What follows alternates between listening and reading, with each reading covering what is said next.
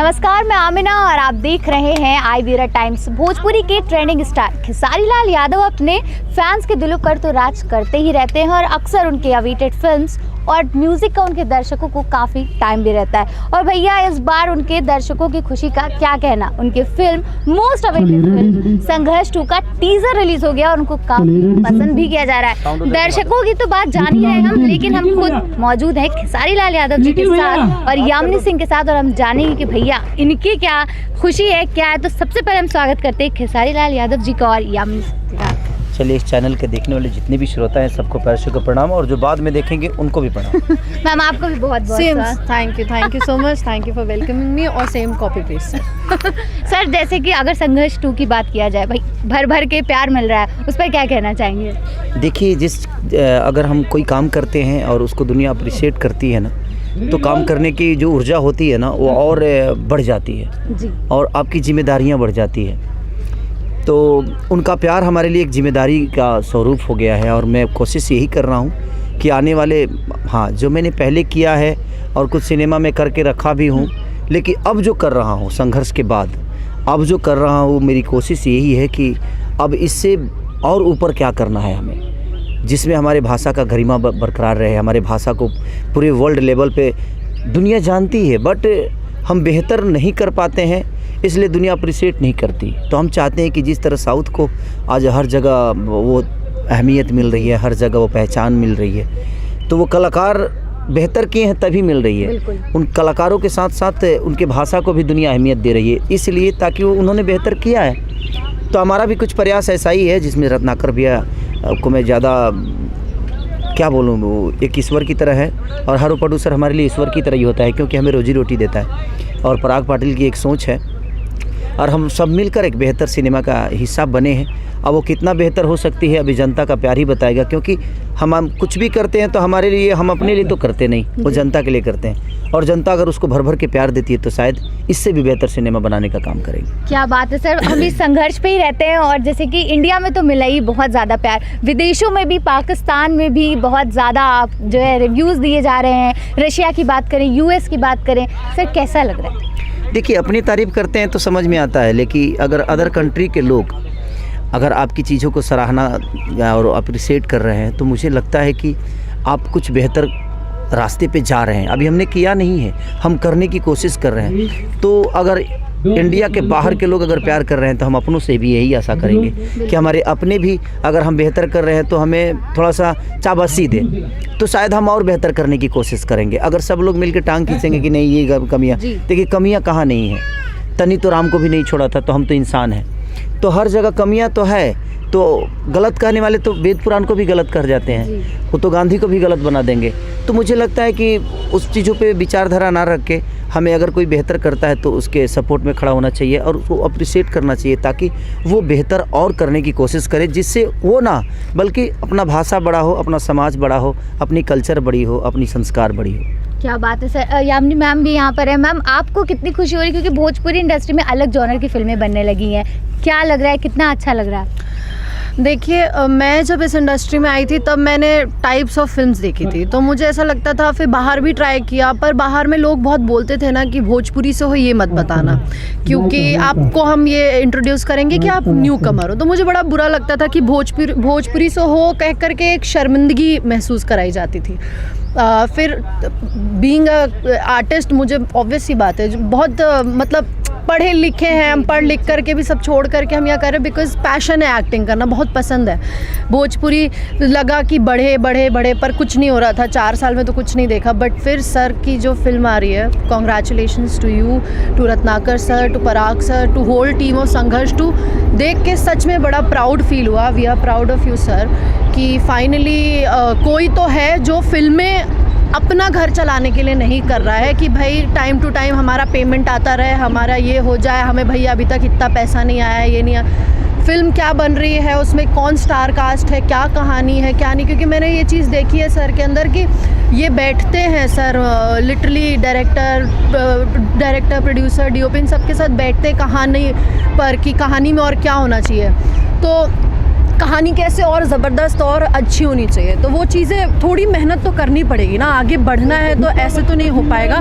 बड़ा proud feel हुआ और ऐसा लग रहा है अब कि हाँ, हम भी एक वक्त के बाद बड़ा अच्छा लगा कि बाहर के लोग रिव्यूज़ दे रहे हैं। It's a big thing, it's a big opportunity, मतलब बहुत अच्छा लगा। तो वो लगा कि आगे बढ़ रहा है ना, तो अब ऐसा लग रहा है कि हाँ, अब हम भी बाहर जा कर के कोई हमें भी ऐसे रिकॉग्नाइज नहीं, कोई ये नहीं कहेगा भोजपुरी से, हम कहेंगे हम भोजपुरी से हैं, प्राउडली बोलेंगे। और मुझे लगता है कि सारे आर्टिस्ट जो भी भोजपुरी इंडस्ट्री के हैं, छोटे बड़े कलाकार कोई छोटा बड़ा नहीं होता है, फिल्में कोई छोटी बड़ी नहीं होती है, मेरा ये मानना है। बाकियों का क्या पता नहीं। आपस की जो भी रंजिशें हैं, जो भी दुश्मनी, अब जो भी है गलत फहमियाँ, वो सब साइड में रख के, पर्सनल मैटर साइड में रख के, अगर हम प्रोफेशनल लेवल पे बात करें तो एवरी आर्टिस्ट शुड सपोर्ट संघर्ष टू, सपोर्ट करना चाहिए। जब भी इन लोग प्रीव्यू रखवाएं, जब भी इसका मतलब फिल्म आए, सारे आर्टिस्ट को जा कर के देखना चाहिए। कुछ नहीं तो कम से कम एक अंदर से डेडिकेशन आएगा, एक अंदर से वो मोटिवेशन मिलेगा करेक्ट कि हम अच्छा करें, हमें भी करना चाहिए। अगर सारे हीरो बैठ करके संघर्ष 2 ही देख लें तो मुझे लगता है सब अच्छी फिल्में बना लेंगे। क्या बात है। हम तो संघर्ष 2 की तो बात हो रही है, फिलहाल हम हैं गॉडफादर के सेट पर। गॉडफादर के बारे में सर कुछ बताएं। देखिए, गॉडफादर के बारे में क्या बताऊं मैं। गॉडफादर का मतलब एक ऐसा होता है कि किसी का हेल्प करना। बिल्कुल। हमारा अगर कोई छोटा सा भी हेल्प कर देता है तो हमारे लिए भगवान हो जाता है और हम उसे गॉड मानने लगते हैं। तो भगवान किसी ने देखा नहीं है, जो हमारी मदद कर देता है, जो हमारे ज़रूरतों पे खड़ा हो जाते हैं, हमारे लिए भगवान बन जाता है। तो बस एक ज़रूरत की बातें हैं ये गॉडफादर, कि किसी की ज़रूरत में कैसे हमें एक दूसरे का साथ देना चाहिए, ताकि हर वो आदमी गॉडफादर बन सकता है। आप जितना मजबूरी में जो हैं उनके लिए मदद कर सको, अगर आपके पास वो क्षमता है तो कोशिश करो जो किसी का भला हो जाए। और वही एक गॉडफादर है जिसमें हम और यामिनी जी कोशिश कर रहे हैं बेहतर करने की। देखिए, आज 30 साल के एज में भी, ये 24 साल के एज में भी आज बुढ़िया नज़र आ रही हैं। इतना बड़ा रिस्क इन्होंने भी उठाया और हमने भी उठाया। असली बाल इनके और मेरे तो असली हैं। तो कहीं ना कहीं देखिए इस उम्र में नहीं बोलिए, वरना लोग बोलेंगे बुढ़ा गए हैं। कलर करवा लिया। 7 घंटे की मेहनत है। 7 घंटे की मेहनत। अब सोचिए इतने से बालों में 7 घंटा लगा, तो हम करवाने जाते तो फिर पूरा दिन लग जाता। मैंने कहा बिग जिंदाबाद। क्या तो वो सारी चीज़ें देखिए, करेक्टर आपका है जो जिस हिसाब का करेक्टर है, अगर आप उस टाइप की चीज़ों को नहीं रखो, अपने आप को नहीं बनाओगे, तो फिर आपको क्यों दुनिया देखेगी। जब हम मिट्टी हैं और हम मिट्टी में बैठ कर मिट्टी की बातें, अगर मिट्टी की बातें ना हो, मिट्टी पे बैठ के अगर हम आसमान की बातें करें तो ये भी बुरा है। तो हमारे लिए कहीं ना कहीं एक एज ग्रुप दिखाना इसमें था। और इसमें मेरा एक रोल नहीं 3 रोल है। तो लोगों को अब तीनों को तीनों डिफरेंट नज़र आएगा। आपको ऐसा नहीं लगेगा कि वो एक ही आदमी है, लगेगा कि तीनों 3 है। क्या बात है। तो इसलिए मैंने कोशिश की है और ये पूरा श्रेय जाता है मुझे लगता है कि पराग पाटिल जी को, क्योंकि उन्होंने डिज़ाइन की है। और देखिए, एक गार्जियन अगर चाहे तो अपने बेटे को जिस रूप में चाहता है उस रूप में ढाल देता है। हमें घर में पहले बताना ही होता है ना कि बेटा ये पापा हैं, ये चाचा हैं, ये मम्मी है, ये दादी है, ये दादा है, और हमारा बेटा रट लेता है वो। उसी तरह हमारा डायरेक्टर हमारा गार्जियन होता है, जिस हिसाब से हमें ढालने की कोशिश करता है। जो बेहतर सोच लेकर आता है उसके साथ हम बेहतर कर जाते हैं। और जिनको अपने घर चलाने के लिए काम करना होता है, उसके लिए मैं भी सोचता हूँ कि क्या करूँ अब। तो लेकिन अब मैं भी बहुत सारी फिल्मों को छोड़ भी रहा हूँ, क्योंकि अब मन नहीं करता है, क्योंकि जितने दिन काम खुद को बड़ा करना था मैंने कर लिया है। अब मुझे लगता है कि नहीं, हमें अपने भाषा को बड़ा करना चाहिए, जिस भाषा ने हमें आज इस लायक बनाया है। तो जब इस लायक बना दिया, अगर इसके बावजूद भी हम अपने भाषा के लिए नहीं सोचे, तो शायद मरने के बाद लोग यही कहेंगे कि खेसारी उस लेवल पे था, फिर भी भोजपुरी भाषा के लिए उसने कुछ नहीं किया, खुद को ही बड़ा किया।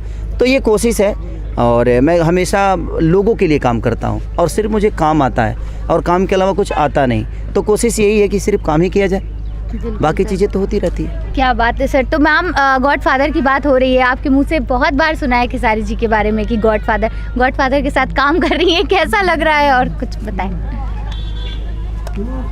इनके साथ काम किया तभी तो ये गॉडफादर बने ना। कैसा लग रहा है अभी। और गॉडफादर का मतलब होता है पिता, मतलब साया, और गॉडफादर मतलब होता है कि जो अपना नहीं है, भगवान है, और वो मतलब हमें हर हाल में हमारा साया बना है।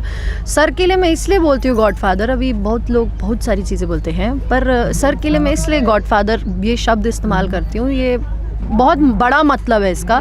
वो इसलिए है कि मैंने बहुत मेहनत की।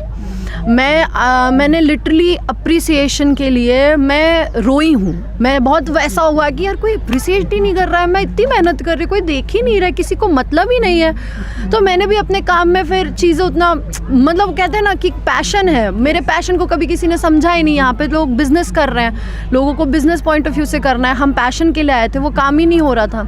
तो हम भी काम कर रहे थे, लेकिन फिर सर से मिले तो सर में वो जज्बा देखा। मैं हीरो सारी और एक दो को छोड़ करके सबके साथ ही काम किया है मैंने, पर मैंने सब में, अब बाकियों को बुरा नहीं लगना चाहिए, प्लीज़ आप लोग बुरा मत मानना, पर ये आपको सीखना चाहिए सर से। ये देखिए, किसी से सीखना, किसी से कुछ सीखना ये बुरी बात नहीं। मैं भी सीखती हूँ सर से, बहुत सारी रोज़ चीज़ें सीखती हूँ, और मुझे लगता है सुबह में सीखती हूँ, शाम में भूल जाती हूँ और गुस्सा भी होती हूँ कि मैं कुछ सीख नहीं पा रही, बट सीखती हूँ।